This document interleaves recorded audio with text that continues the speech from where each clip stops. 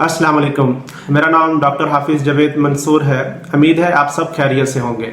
आज हम बात करेंगे मिलाज़मा यानी जिल्द पर बनने वाली छाइयों के बारे में। मिलाज़मा एक बहुत आम स्किन का मसला है। इसमें मुंह पर ब्राउन या ग्रीनिश ब्राउन रंग के निशान, धब्बे या स्पॉट बन जाते हैं जिन्हें छाइयाँ कहा जाता है। ये छाइयाँ ज़्यादातर गाल पर बनती हैं, माथे पे बन जाती हैं, नाक के ऊपर बन जाती हैं, लिप्स के ऊपर बन जाती हैं या फिर ठोड़ी पर बनती हैं। ये मसला मर्दों की निस्बत औरतों में ज़्यादा होता है और औरतों में जिनकी उम्र बिलखसूस 20 से 40 साल के दरमियान होती है उनमें ये ज़्यादा बनती हैं। लेकिन 20 साल से कम उम्र और 40 साल से ज़्यादा उम्र की औरतों में भी ये बन सकती हैं। ये बहुत कॉमन, क्रोनिक यानी लंबे अरसे तक चलने वाली और बार बार होने वाली और मल्टीफैक्टोरियल प्रॉब्लम होती है। ये एकदम नहीं बनती बल्कि इनके बनने में टाइम लगता है। ये आहिस्ता आहिस्ता बनती हैं और ये बहुत परेशानी और शर्मिंदगी का बायस बनती हैं। जब आप पार्टी पर जाएं, शादी पर जाएं या आप किसी जगह पर जॉब पर जाएं तो आप इनकी वजह से अपना कॉन्फिडेंस खो देती हैं और आप अपना काम सही तरीके से नहीं कर पाती। और फिर लोग तरह तरह के आपको टोटके बताते हैं कि ये लगाएं, जो आपकी परेशानी में मज़ीद इजाफा करते हैं। छाइयाँ बनती क्यों हैं? इसकी वजह क्या है? यह छाइयाँ मेलानिन की ओवर प्रोडक्शन की वजह से बनती हैं। हमारी स्किन में पिगमेंट सेल होते हैं जिन्हें हम मेलानोसाइट कहते हैं। ये मेलानिन बनाते हैं। जब ये पिगमेंट सेल यानी मेलानोसाइट हाइपर एक्टिव हो जाते हैं किसी भी वजह से तो ये ओवर प्रोड्यूस कर देते हैं मेलानिन की प्रोडक्शन को, यानी मेलानिन जो होती है उसकी ओवर प्रोडक्शन हो जाती है। और फिर जिस जगह पर यानी स्किन के जिस हिस्से पर मेलानिन की ओवर प्रोडक्शन होगी वहाँ पर वो स्पॉट नज़र आ जाएंगे उस मेलानिन के, और वहाँ पर फिर वो छाइयाँ नज़र आ जाएंगी। यानी मेलानिन जो होता है इसका काम होता है हमारी स्किन में कलर लेके आना। तो जब ये जिस जगह पर ज़्यादा प्रोड्यूस होगा वहाँ से जो स्किन है वो ब्राउन रंग की होना शुरू हो जाएगी या वहाँ पर आपको धब्बे नज़र आना शुरू हो जाएंगे जिसे हम मिलाज़मा कहते हैं या छाइयाँ कहते हैं। तो बहुत सारे फैक्टर हैं जिनकी वजह से मेलानिन की ओवर प्रोडक्शन होती है जिसको हम आगे जिक्र करते हैं। तो फैक्टर में सबसे पहला फैक्टर जो आ जाता है वो आ जाता है फैमिली हिस्ट्री।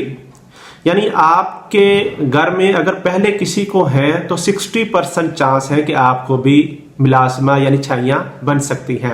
अब आपकी फैमिली में आपके माँ बाप हैं, आपके दादा दादी हैं, आपके नाना नानी हैं या आपके दूसरे बहन भाई या अंकल वगैरह आंटी वगैरह, अगर उनको पहले हैं तो बहुत ज़्यादा चांस है कि आप में भी मिलाज़मा डेवलप हो सकता है, आपको भी छाइयाँ बन सकती हैं। दूसरे नंबर पर आ जाता है सनलाइट यानी सूरज की रोशनी। अगर आप सूरज की रोशनी में काम करते हैं, जैसे आप धूप में बैठते हैं, धूप में काम करते हैं, धूप में आते जाते हैं किसी जगह पर, तो सूरज की रोशनी में मौजूद अल्ट्रावायलेट शुआएं होती हैं जो हमारी सेल मेम्ब्रेन में मौजूद लिपिड की परऑक्सीडेशन कर देती हैं। जब लिपिड की परऑक्सीडेशन होती है तो इस दौरान फ्री रेडिकल बनते हैं। ये फ्री रेडिकल मेलानोसाइट को जाकर स्टिमुलेट करते हैं तो मेलानोसाइट से फिर मेलानिन बनना शुरू हो जाता है।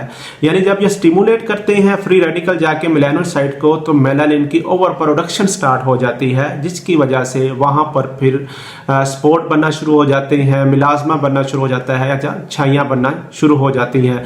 तो सनलाइट का बहुत ज़्यादा रोल होता है। अगर आप बाइक पर आते हैं या आप किसी जगह पर सफ़र के दौरान भी अगर आपको सनलाइट का एक्सपोजर होता है तो उस दौरान भी आपको छाइयाँ बनने के बहुत ज्यादा होते हैं। थर्ड नंबर पे आ जाता है हार्मोन। हार्मोन का बहुत ज्यादा रोल होता है छाइयों के बनने में। प्रेगनेंसी में खवातीन में छाइयों का बनना बहुत आम है। इसको मास्क ऑफ प्रेगनेंसी भी कहा जाता है। प्रेगनेंसी यानी हमल में थर्ड ट्राइमेस्टर के दौरान एस्ट्रोजन, प्रोजेस्टेरोन और मेलानोसाइट स्टिमुलेटिंग हार्मोन ज्यादा बनते हैं।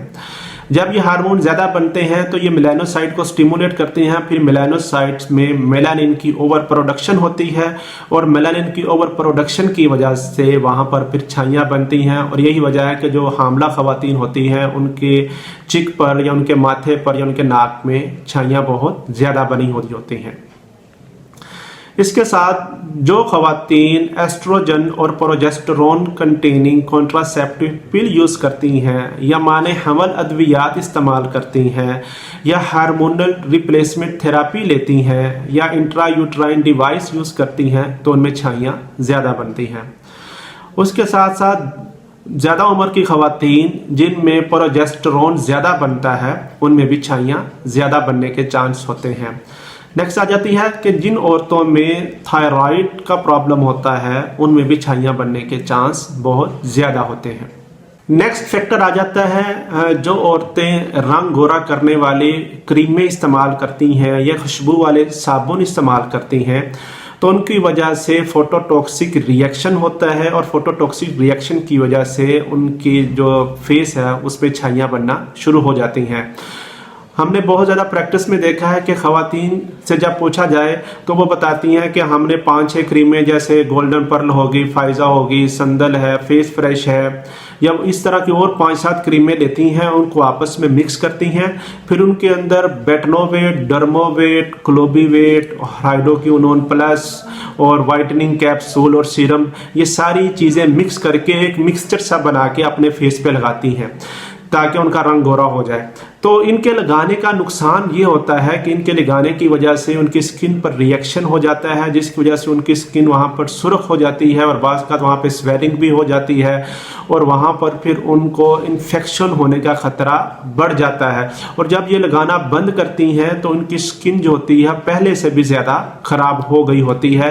तो ये एक बहुत बड़ा फैक्टर होता है स्किन के ख़राब होने में, स्किन के छाइयाँ बनने में और स्किन के ऊपर इन्फेक्शन होने का, कि जब आप जो सारी क्रीमें मिक्स करके यूज़ कर रही होती हैं ये बहुत ज़्यादा नुकसानदेह होती हैं, इनका बिल्कुल भी इस्तेमाल नहीं करना चाहिए। इसके साथ कुछ डाइट भी है, डाइट का भी बहुत ज़्यादा रोल है छाइयों के बनने में, यानी जिन औरतों में विटामिन डी की कमी होती है उनमें भी छाइयाँ बनने के चांस ज़्यादा होते हैं और जो स्ट्रेस में रहते हैं लोग उनमें भी छाइयाँ बनने के चांस ज़्यादा होते हैं। अब आ जाती है बात कि मिलास्मा है तो उसका हल क्या है, यानी स्किन पर छाइयाँ अगर बन गई हैं तो उसको कैसे ठीक किया जा सके। इसके इलाज के लिए सबसे पहले फैक्टर जानना बहुत ज़रूरी है कि किन फैक्टर की वजह से आपकी स्किन पर छाइयाँ बन रही हैं। आया कि वो सन एक्सपोजर है उसकी वजह से आपकी स्किन पर छाइयाँ बनी हैं, या आप कोई हार्मोनल थेरापी ले रही हैं जिसकी वजह से आपको छाइयाँ बन रही हैं, या आपकी फैमिली हिस्ट्री है। तो जब फैक्टर आप जान लेंगे फिर जैसे उस फैक्टर को आप हैंडल करना शुरू करेंगे तो आपकी छाइयाँ बनने का अमल रुक जाएगा और वो छाइयाँ आहिस्ता आहिस्ता ठीक हो जाएंगे।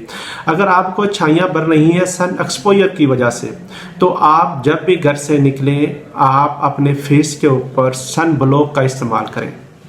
सन ब्लॉक में आप ऐसा सन ब्लॉक लें जिसकी SPF 30 या उससे थोड़ी सी ज़्यादा हो और उसके अंदर जिंक ऑक्साइड या आयरन ऑक्साइड या टाइटेनियम डाइऑक्साइड मौजूद हो। ऐसा आपने सन ब्लॉक लेना है और जब आप घर से निकलें अपनी स्किन पर अच्छी तरह लगाएं ताकि आपका जो स्किन का हिस्सा या जो फेस का हिस्सा सूरज की रोशनी से मुतासिर होता है वहाँ पर वो सन ब्लॉक मौजूद हो। तो उससे आप की स्किन पर सन एक्सपोजर की वजह से जो छाइयाँ बन रही होंगी वो बनने का अमल रुक जाएगा और फिर आप दूसरी ट्रीटमेंट साथ आप इस्तेमाल करेंगे उससे आपकी छाइयाँ आहिस्ता आहिस्ता बेहतर होना शुरू हो जाएंगी।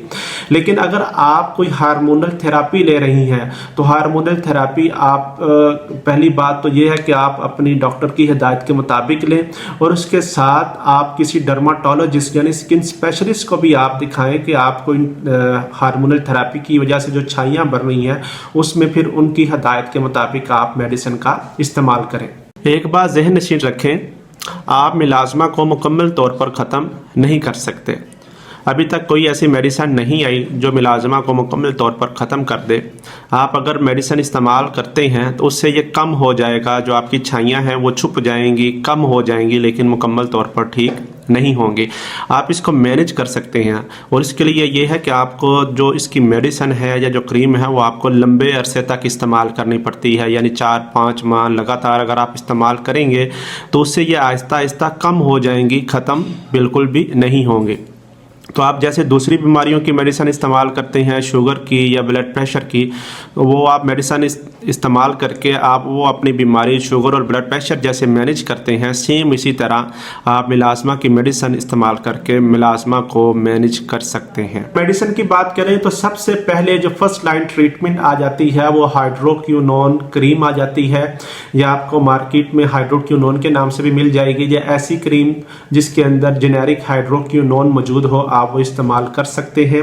उसके लिए आप ये करना क्या है आपने कि आपने क्रीम जहाँ जहाँ पर आपको मिलाज़मा है या स्किन के जिस हिस्से पर आपको निशान है वहाँ पर आपने हल्की हल्की लगानी है, बिल्कुल थोड़ी थोड़ी, और 1 घंटे बाद आपने पहले दिन आपने साफ़ कर देनी है, फिर आहिस्ता आहिस्ता आपने ड्यूरेशन को बढ़ा देना है। यानी पहली दफ़ा आप लगाएंगे तो 1 घंटे बाद आप साफ़ कर दें, दूसरी दफ़ा लगाएंगे तो आप 2 घंटे बाद, और फिर आहिस्ता आहिस्ता आप ड्यूरेशन को आप बढ़ाते जाएंगे तो उससे आपकी बेहतरी होना शुरू हो जाएगी।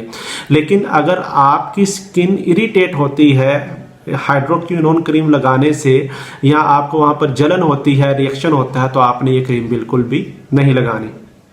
सेकंड नंबर पर ये जो क्रीम होती है ये डुअल कम्बिनेशन या ट्रिपल कम्बिनेशन में भी अवेलेबल होती है, आप वो भी यूज़ कर सकते हैं। अगर आपको सूट कर जाए तो ट्रिपल कम्बिनेशन बहुत ज़्यादा सूटेबल होता है और उसके बहुत ज़्यादा रिजल्ट अच्छे आते हैं। उसके अंदर आपको ट्राइमेलासिन के नाम से क्रीम मिल जाएगी, या आपको हाइड्रोक्विनोन प्लस के नाम से क्रीम मिल जाएगी। वो अगर आप लगाएं तो लगाने का तरीका वही है कि जहाँ जहाँ पर स्पॉट है वहाँ पर आपने ये क्रीम हल्की हल्की लगानी है, और लगाने के 1 घंटा बाद आपने उसको साफ कर देना है। फिर इस तरह 1 हफ्ता आप 1-1 घंटा लगाते रहें, और उसके बाद फिर आप आहिस्ता आहिस्ता ड्यूरेशन को बढ़ा दें। अगर आपको ये क्रीम सूट कर जाए तो ये बहुत अच्छी बात है, लेकिन अगर सूट ना करे, आपको वहाँ पर रिएक्शन हो जाए, वहाँ पर एलर्जी हो जाए, तो आपने ये क्रीमें बिल्कुल भी इस्तेमाल नहीं करनी। आपने फिर दोबारा अपने डॉक्टर को दिखाना है और उनकी हिदायत के मुताबिक आपने इस क्रीम में इस्तेमाल करनी है। लेकिन कुछ और क्रीमें भी हैं जो आप इस्तेमाल कर सकते हैं, जिसके अंदर ऐसी क्रीम जिसके अंदर कोजिक एसिड मौजूद है वो आप इस्तेमाल कर सकती हैं, जिसके अंदर स्कॉर्बिक एसिड मौजूद है, या ग्लूटाथायोन क्रीम है बहुत ज़्यादा इफेक्टिव है, वो आप यूज़ कर सकती हैं, या सोयाबीन एक्सट्रैक्ट जिसके अंदर मौजूद हो वो क्रीम आप इस्तेमाल कर सकती हैं, या ऐसी क्रीम जिसके अंदर एजिलिक एसिड मौजूद हो वो आप इस्तेमाल कर सकती हैं। और भी बहुत सारी ऐसे जो है केमिकल जो अंडर जो है रिसर्च हैं इस मर्ज के लिए। लेकिन आप जब भी इस्तेमाल करें खुद ब खुद इस्तेमाल ना करें। आपको चाहिए कि आप सबसे पहले अपनी स्किन को किसी भी स्किन स्पेशलिस्ट को जाकर मुआयना करवाएं और उसकी हदायत के मुताबिक आप क्रीमें इस्तेमाल करें, क्योंकि इनके अंदर क्रीमों के अंदर जो केमिकल मौजूद होता है उसकी कंसंट्रेशन बहुत मैटर करती है। अगर आप एकदम हायर कंसंट्रेशन के यूज़ करेंगे तो उससे आपकी स्किन बहुत ज़्यादा इरिटेट होगी और आपको वो इफ़ेक्ट बिल्कुल भी नहीं करेंगे, बल्कि आपको वो नुकसान पहुँचाएंगे। इन मेडिसिन लगाने के साथ साथ आप अपनी डाइट बेहतर करें। डाइट में आप सिट्रस फ्रूट का इस्तेमाल ज़्यादा करें, जिसके अंदर आजकल लेमन है, माल्टे हैं, किन्नो है, ये आप इस्तेमाल करें। यानी हर किस्म का फ्रूट आप इस्तेमाल कर सकती हैं। उसके साथ आप अंडों का इस्तेमाल करें, डेयरी प्रोडक्ट का इस्तेमाल करें, जैसे दूध दही का इस्तेमाल करें। आप गाजर का जूस बनाकर पी सकती हैं। इनके अंदर विटामिन बहुत ज़्यादा अच्छी मिकदार में मौजूद होते हैं।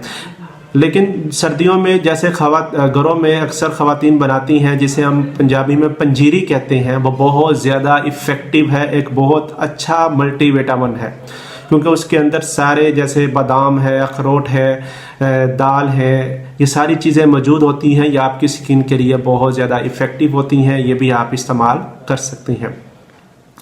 उम्मीद है आपको जो टॉपिक समझ आया होगा। इसके बारे में कोई भी क्वेश्चन हो या कोई बात पूछनी हो आप पूछ सकते हैं, आप कमेंट करें। अपना ख्याल रखें, दुआओं में याद रखें। अल्लाह हाफिज़।